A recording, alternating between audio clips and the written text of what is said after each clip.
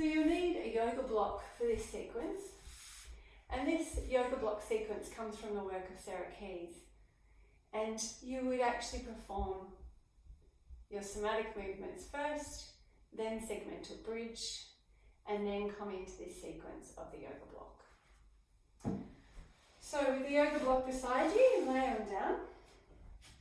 And if you've been enjoying rolling, then you might roll, or you could just lay, however is comfortable for you to come down. Then you have your feet hip width apart and parallel.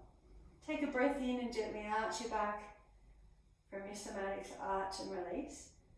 And then as you breathe out, let your back soften, let your back muscles release to neutral.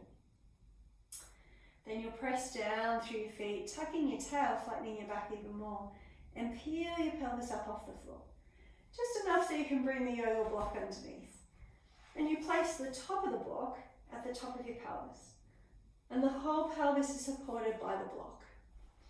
And it feels strange but never uncomfortable. So if it feels uncomfortable straight away, it's often because it's too high. Yeah, so you can see there I'm in my lower back. So the top of the block, top of the pelvis. You're not sure where the top of your pelvis is, put your hands onto your pelvis, top of your pelvis here, like you're cranky with someone.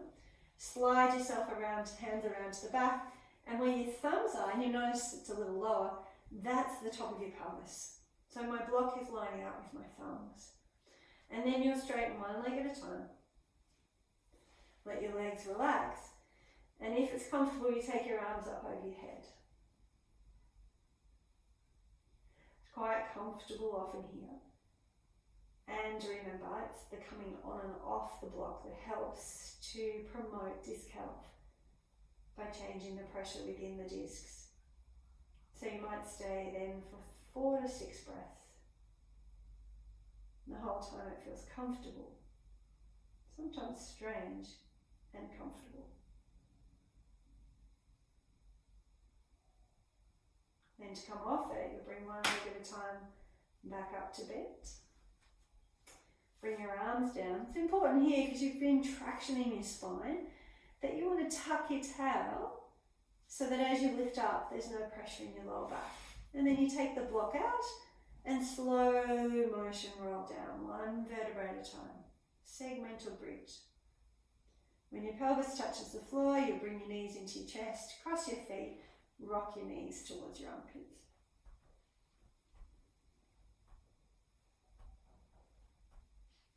And you can do this for as long as you wish.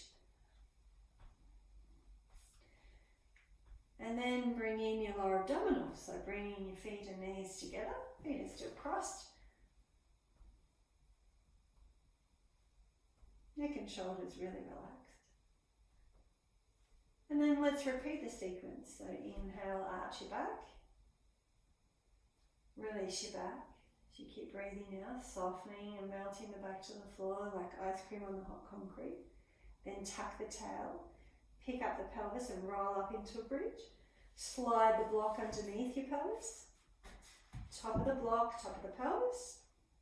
Pelvis touches down, release one leg at a time. Arms come over your head. Settle into your breath, maybe even soften or close your eyes.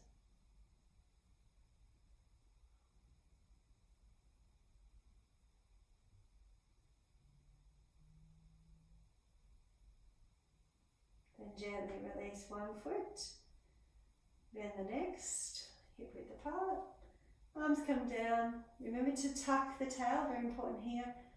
Posterior tilt your pelvis, tuck your tail to come up, take the block out, slowly roll down. If you'd like to open through your mid-back a little more, you can take your arms up into a T or a V even, and slowly roll down. When your pelvis touches the floor, knees come into the chest, feet across, you won't cross them the other way this time. And you're rocking your knees towards your armpits.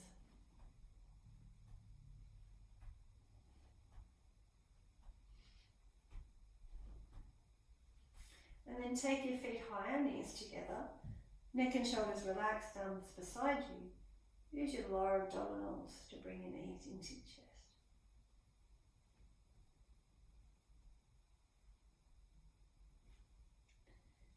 And gently release your feet and notice your imprint. And you might even like to roll through your spine again. And notice how it feels as you come back up into sitting.